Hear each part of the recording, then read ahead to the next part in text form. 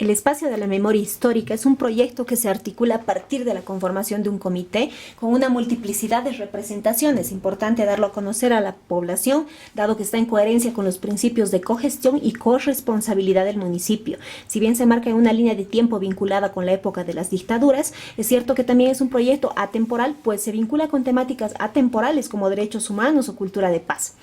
Pretende promover la memoria reflexiva a partir de recoger una multiplicidad de voces y texturas de aquellas historias que no han sido contadas correspondientes a la línea de tiempo y que nos ayudan a entender el espacio como multidimensional, es decir, el espacio más allá del territorio, como instalado en el imaginario para reconocer nuestra ciudadanía cultural y reflexionar sobre cuáles son las raíces que nos habitan como población. Algunos datos que he podido recopilar del 2015, si hay otros más recientes los incorporamos, nos señalan que en el macrodistrito al que pertenece el memorial, en comparación con otros macrodistritos, hay mayor cantidad de personas de más de 60 años y un buen porcentaje de jóvenes que asisten a las actividades culturales, lo que nos permite tener una línea para diseñar actividades intergeneracionales. Los objetivos planteados son 4. El primero es entenderlo como un espacio formativo para una cultura de paz y reflexión desde democracia y derechos humanos. La primera acción es construir un plan pedagógico, es decir, tener una metodología para poder generar diálogo a partir de las actividades que nosotros instalemos en el espacio. La segunda es complementar la agenda que ya se ha trabajado, no solamente con hitos históricos, sino que esta agenda de actividades también implique otras temáticas que sean atemporales como diálogo por la democracia o derechos humanos. La tercera, la conformación de redes. ¿Cómo conformamos redes entre instituciones, entidades, individualidades que estén interesadas en la temática? Hemos empezado ya a trabajar con esto, convocando a 10 escuelas de la zona de Miraflores para establecer la red de escuelas y profesores de historia que participan en las actividades del espacio de la memoria. Y la cuarta acción para ese objetivo es que podamos generar en todas las acciones diálogo intergeneracional. ¿Cómo hacemos para que se pueda dialogar entre las generaciones? Están en el marco estas acciones de la Agenda 21 de la Cultura y la Ley Municipal de Culturas, cuando se establece que es un deber de los gobiernos locales fomentar la ciudadanía democrática y la cultura de paz, y además la solución pacífica de conflictos, entendiendo el espacio público como un espacio que brinda la posibilidad de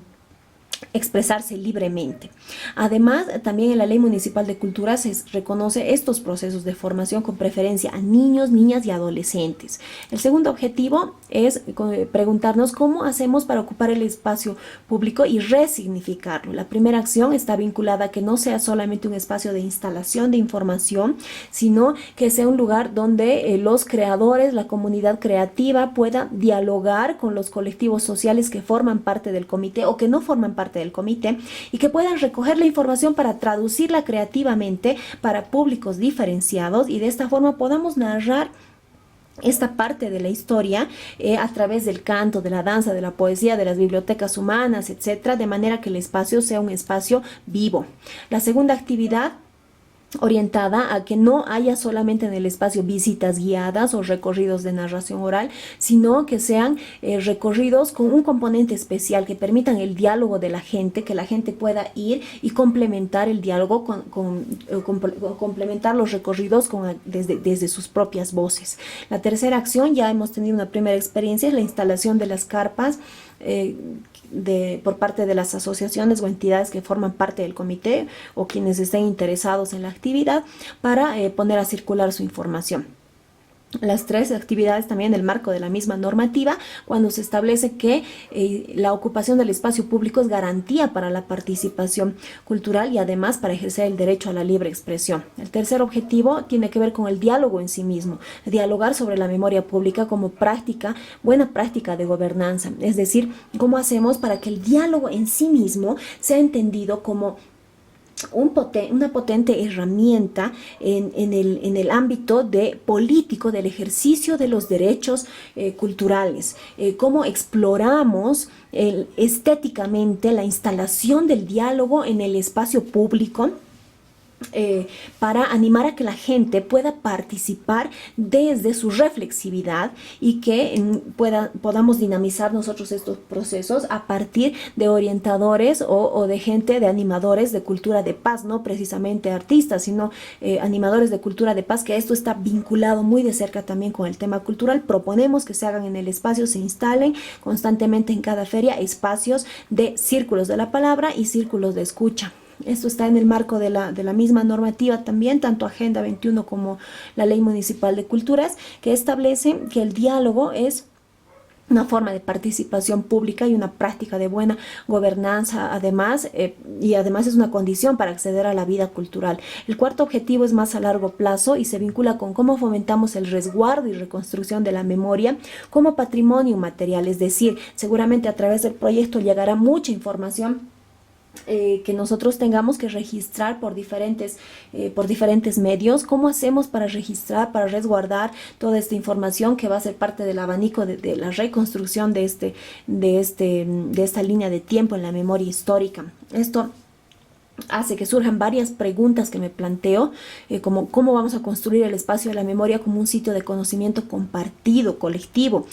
Cómo hacer para que ese conocimiento permita reconocer escenarios actuales de vulneración de derechos. Cómo motivar procesos de apropiación de lo público. Cómo democratizar el lenguaje para hacerlo accesible a los formatos intergeneracionales.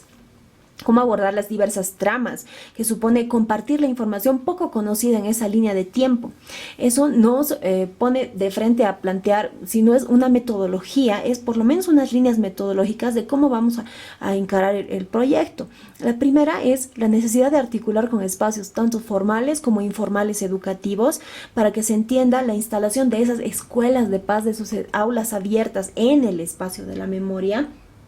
¿no? Instaladas en el imaginario más allá de lo físico, y que se pueda trabajar en espacios articulados, potentes, formativos. Segundo, que entendamos la construcción del espacio de la memoria como un espacio público, principalmente pensado para el encuentro con la población. Tercero, que se puedan trabajar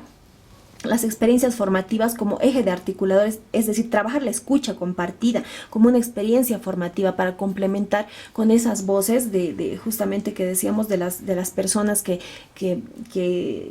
no han contado, no han relatado todavía su historia, para la construcción de un sentido común.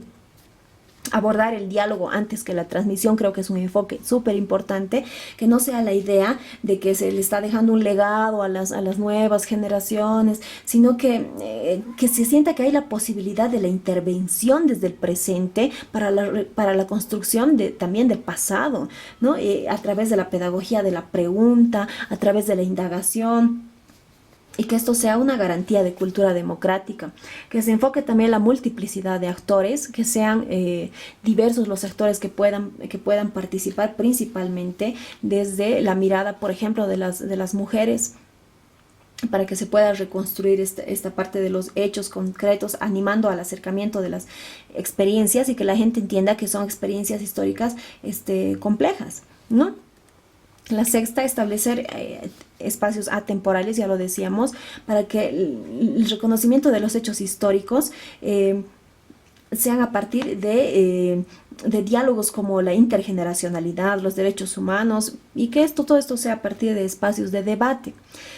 La creatividad, es decir, tomar la información y volcarla generacionalmente, porque si bien los colectivos sociales imparten su información, no sé si ya está adecuada todavía metodológicamente para que la entiendan las nuevas generaciones, la asimilen y se motiven a partir de ella. Entonces, esta es una labor que la pueden cumplir bien los cultores, los creadores. Ahí bien dice la pregunta, ¿cómo hacemos para contarle la época de la dictadura a los niños, por ejemplo? Y la corresponsabilidad también, me refiero a quienes son parte del comité, quienes van a participar de las actividades, que se entienda que no es la Secretaría de Culturas quien debe hacerse cargo, sino que es en un marco de corresponsabilidad y que se pueda dar a conocer la diversidad de visiones en los diferentes colectivos que existen dentro del comité. Por último, abrirnos a la participación con entidades de objetivos similares, es decir, cómo hacemos para articular con cultura ciudadana, seguridad ciudadana, la policía, las escuelas, los mercados, la gente que está en el territorio, instituciones vinculadas al tema de cultura de paz, etcétera. Eso nos hace entender que la población a la que se vincula el proyecto son quienes forman parte del comité, quienes no forman parte del comité, los sectores con los que se establece un lazo del trabajo, la comunidad de creadores a quienes queremos convocar a partir de una convocatoria de la Secretaría, la población circundante al territorio, es decir, juntas de vecinos, mercados, escuelas, y finalmente la población que asista al espacio y que empiece a dinamizar ahí las actividades vivas, siempre con esta mirada que establece la norma, la prioridad niños, niñas, jóvenes y adolescentes, ¿no? ¿Qué dinámicas podemos generar para establecer y mantener ese diálogo, ¿no?, en el espacio? Uno,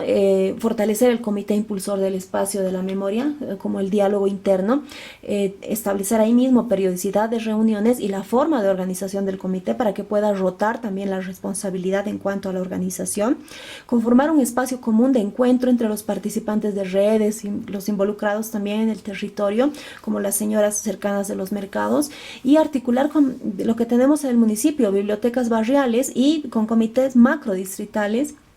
con reuniones específicas, es decir, que las actividades del espacio se puedan mover en los macrodistritos, haciendo un recorrido justamente para recopilar esta información que seguramente habita en estos espacios territoriales. Por último, a largo plazo podemos pensar también el contacto con otras redes en América Latina. Hay algunas redes como el Red Slack, la Coalición Internacional para los Sitios de las Conciencias, o los museos, varios museos de la memoria a nivel América Latina, con los que se podría trabajar de manera conjunta y en redes. En el proyecto que te curso, Andrés, hay un cronograma de actividades, tanto en etapa de preproducción, producción y postproducción. Tú lo puedes revisar con detalle, donde establece cuáles serían los pasos, ¿no? De algunas acciones ya las hemos iniciado. Está, por ejemplo, ahí el tema de lanzar la convocatoria para convocar a cultores, a creadores que quieran participar dentro del espacio. Y también hemos diseñado un microplan ambiental, micro porque son 10 acciones que no implican tema económico y son bien concretas y chiquititas, para cerrar el ciclo de producción que debería estar inmerso en todas las actividades que genera la Secretaría. Y es que tengamos la instalación de basureros diferenciados, promover el traslado ecológico a la feria, señalización ambiental, el manual de seguridad de instalaciones eléctricas, el cuidado con la contaminación acústica, que hay una propuesta interesante ahí también para las ferias para la Feria Dominical de las Culturas, tener cuidado con las vallas y los espacios verdes, la instalación de comederos para aves, porque vamos a intervenir un área donde habitan estos animales, que todos el material informativo que se vaya a dar en el espacio sea en material reciclado, que se gamifique el proceso para que sea divertido con la gente que participe, que se usen las redes sociales y que podamos registrar todo el proceso con indicadores ambientales que permitan visualizar que es un ciclo de producción cultural completo y responsable. Por último, que se pueda tener también a largo plazo la accesibilidad para personas con discapacidad. Primer paso para esto creo que es que podamos acercarnos a dialogar con los colectivos que tienen vínculo con la Secretaría, porque de pronto podemos diseñar todo un plan, pero no son las necesidades específicas que se tiene. Lo primero que se debe hacer siempre es dialogar y se pueden establecer también, similar al microplan ambiental, 10 acciones sencillas, sobre todo en traducción de lenguajes sensoriales y creativos, que puedan ir poco a poco haciendo del espacio un espacio también de inclusión para las personas con discapacidad. En cuanto a las líneas comunicacionales, cómo le comunicamos esto a la gente, sé que es un trabajo de comunicación, pero queremos tirar algunas líneas que podrían orientar. Que se trabaje todo el conocimiento del espacio de la memoria como un derecho cultural, que se promueva el conocimiento del espacio físico, porque mucha gente no sabe dónde está instalado y casi siempre lo ven cerrado, entonces no conocen el espacio físico, no saben bien dónde se sitúa. Que la información también está orientada a jóvenes y niños, ¿no? Que se pueda trabajar en ese marco, que sea atractivo para ellos, que se pueda reforzar el sentido del valor histórico, social, simbólico, que sea multicanal y sostenido, pero además en corresponsabilidad, es decir, que sean los colectivos, en las voces de los colectivos, quienes vayan a hacer las invitaciones a los canales, que promuevan la actividad, las invitaciones, etcétera, y que se narre sobre todo el proyecto como un proceso y no como una actividad, es decir, que no se entienda como la instalación del sábado y la feria cerca al Parque de la Icacota, sino que se entienda como este es un proceso, ¿no? Estamos construyendo un proceso y tener una base de datos, ¿no? de quienes participan en todo este proceso y fortalecer la comunicación interna también dentro del comité para que esté bien articulado. Esta es la propuesta del presupuesto, que también te la he pasado dentro del proyecto completa. La puedes revisar ahí con detalle. Esto es un panorama muy general, que implica básicamente que se pueda tener un monto por intervención para los artistas, para la comunidad creativa, pero además también para quienes intervengan como dinamizadores del diálogo, ¿no? Estos orientadores de cultura de paz. En algún caso podrían, la misma figura, ¿no? De pronto recae en los artistas también, eso se podría ver, que haya difusión en la zona. Yo confío mucho en que funciona la difusión mediante megáfono. Creo que es una forma un poco antigua, pero que funciona muy bien para convocar a la gente, sobre todo el territorio de la zona. Hemos tenido una primera conversación también con el transporte, con el Puma Katari, para ver qué posibilidad hay de que se pueda transportar a estas 10 escuelas monitoreadas de la zona para que puedan visitar una vez a la semana, una vez a 2 semanas, la instalación de las actividades en el espacio y tener básicamente banner, señalización para que la gente pueda ubicarse, ¿no? Un poco en el espacio. Tú lo puedes revisar con detalle, ¿no?